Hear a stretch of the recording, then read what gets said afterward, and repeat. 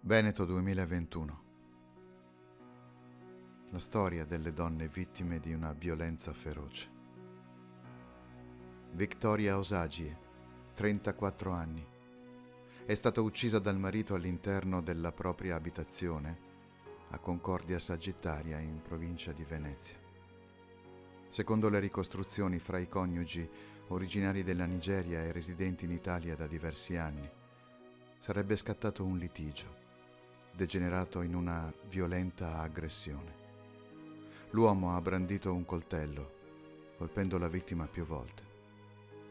L'esame autoptico svolto sulla salma ha evidenziato la brutale furia omicida, contando circa 20 fendenti sul corpo della moglie. Al termine dell'aggressione, come se non bastasse, l'uomo le ha spezzato il collo. Antonia Rattin, 77 anni, è stata uccisa dal marito a Rosà in provincia di Vicenza. Secondo la ricostruzione dei fatti, l'uomo si sarebbe avventato su di lei con un coltello da cucina, poi l'avrebbe adagiata sulla sedia a rotelle, come faceva ogni giorno, e coperta con un lenzuolo.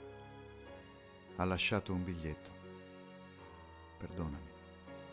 Infine è sceso in cantina e si è impiccato. All'epoca si disse che aveva agito per la paura che lei avesse contratto il Covid. Dorina Alla, 39 anni, è stata uccisa dal marito nell'abitazione dove la coppia risiedeva a Pove del Grappa, in provincia di Vicenza.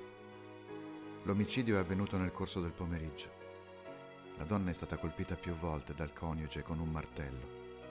Sarebbero stati 12 colpi sferrati dal 51enne, che ha percosso la vittima nell'angolo della cucina dove lei si era rintanata, rannicchiandosi con le spalle al muro.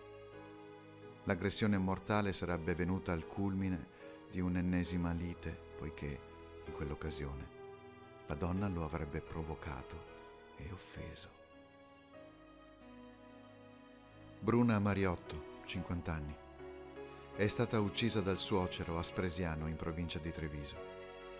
L'omicidio è avvenuto nell'abitazione familiare nel corso del tardo pomeriggio, quando l'anziano ha avuto un'ennesima discussione con la nuora, degenerata nel sangue. Il pensionato ha imbracciato il proprio fucile da caccia, regolarmente detenuto, e ha raggiunto la donna in cortile, sparandole. Il tutto davanti agli occhi della figlia di 13 anni. Maria Spadini, 80 anni, è stata uccisa dal figlio disoccupato e affetto da disturbi mentali. L'uomo una mattina d'estate ha preso un coltello e ha ucciso la madre nella sua abitazione a Bovolone, Verona. Poi ha simulato una rapina finita nel sangue, ma messo alle strette ha confessato. Mi ha rimproverato per aver versato del caffè sulla tavola. Lei mi rimproverava sempre. Chiara Ugolini, 27 anni, è stata trovata morta in un'abitazione a Calmasino, frazione di Bardolino, comune sul lago di Garda in provincia di Verona. L'omicidio è stato commesso da un vicino di casa nel corso del pomeriggio, quando la giovane era in casa e si stava preparando per andare al lavoro. L'uomo si è introdotto nell'appartamento dove risiedeva la vittima tramite una delle finestre di servizio della scala del condominio, che dà accesso a un terrazzino. All'interno la ragazza è stata colta di sorpresa e ha tentato di difendersi, ma sarebbe scoppiata una violenta colluttazione, nella quale lei ha avuto la peggio. Rita Amenze, 30 anni, è stata uccisa dall'ex compagno Pierangelo Pellizzari a Noventa Vicentina, in provincia di Vicenza. L'uomo ha compiuto un vero e proprio agguato, raggiungendo Rita mentre stava per entrare nell'azienda dove era impiegata. Avvicinatosi alla ragazza, le ha sparato diversi colpi di pistola togliendole la vita. L'arma in possesso del malintenzionato non era regolarmente detenuta. Doriana Cerqueni, 60 anni, è stata uccisa dal padre a Sarmeola di Rubano, in provincia di Padova. L'omicidio è avvenuto nel primo pomeriggio in strada davanti al cancello dell'abitazione dove la donna risiedeva. L'uomo si è recato sul posto il giorno del compleanno della figlia. Proprio in quel giorno la donna compiva 60 anni. I due non si incontravano dal 1985. Tuttavia, dopo un breve colloquio, l'uomo ha estratto una pistola e ha esploso un colpo all'indirizzo della vittima. Doriana si è accasciata a terra, senza vita. Alessandra Zorzin, 21 anni, è stata uccisa all'interno della propria abitazione a Val di Molino, frazione del comune di Montecchio Maggiore in provincia di Vicenza. A compiere l'omicidio è stato un suo conoscente, una guardia giurata di 38 anni. L'uomo si era recato a casa della giovane in mattinata. Più tardi i vicini avrebbero sentito delle forti urla provenire dall'abitazione, probabilmente a causa di un violento litigio. Poi un rumore sordo.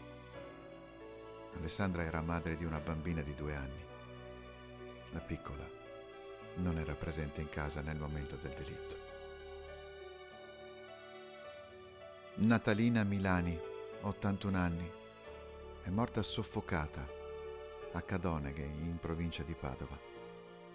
La donna soffriva di Alzheimer. Ad ucciderla è stato il marito, nella villetta dove i due abitavano insieme al figlio e alla nuora. La malattia con Natalina era stata particolarmente aggressiva. Ultimamente non parlava più, non riconosceva più nessuno. Era circondata dall'amore dei familiari, ma a quanto pare non si rendeva conto di niente. Il marito aveva confidato ai figli di essere preoccupato di vederla soffrire. Probabilmente quella sera è maturato nella sua testa il pensiero di farla finita. Nonostante il dolore e lo sgomento che questi femminicidi ci provocano, dobbiamo conservare la capacità di analisi rispetto a questo terribile fenomeno e di proporre una strada per fermare una violenza così diffusa ed efferata. Intanto è necessaria una riflessione profonda su che idea della donna si coltiva nelle famiglie, nei luoghi di lavoro, nel sistema economico, nel contesto sociale. C'è evidentemente una concezione ancora proprietaria che non ci riconosce libertà, autonomia, soggettività. Ed è una concezione trasversale alle generazioni, ai ceti, perfino al grado di istruzione delle persone.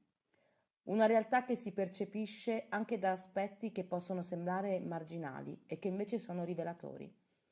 Per esempio quando, al di là del livello giudiziario, dove non si può fare altrimenti, si va nel dibattito pubblico alla ricerca del movente, come se ci potessero essere ragioni che spiegano o addirittura giustificano la scelta di privare una donna della vita.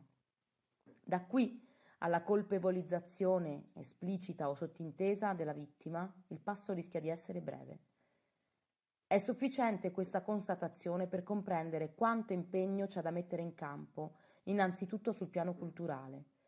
E non si può che partire dalla scuola per arrivare a tutto il resto della società. È un'opera pedagogica che non può che essere continua, capillare, efficace.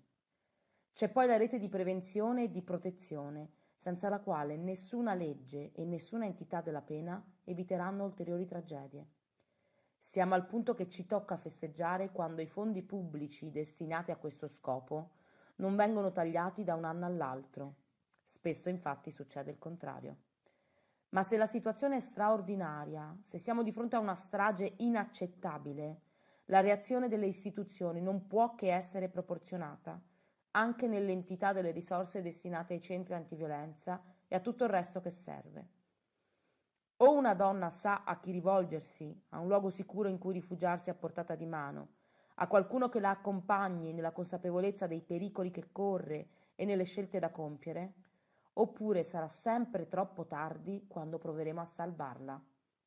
Anche la Regione Veneto e le amministrazioni locali sono chiamate a una svolta sotto questo punto di vista. Infine, ma non per ordine di importanza, i diritti civili alla libertà e all'autodeterminazione vanno legati ai diritti sociali, perché senza l'indipendenza economica, senza un lavoro dignitoso e riconosciuto, Il campo delle scelte possibili per chi si sente minacciata nella sua incolumità inevitabilmente si restringe. È questo un tema attualissimo anche in Veneto.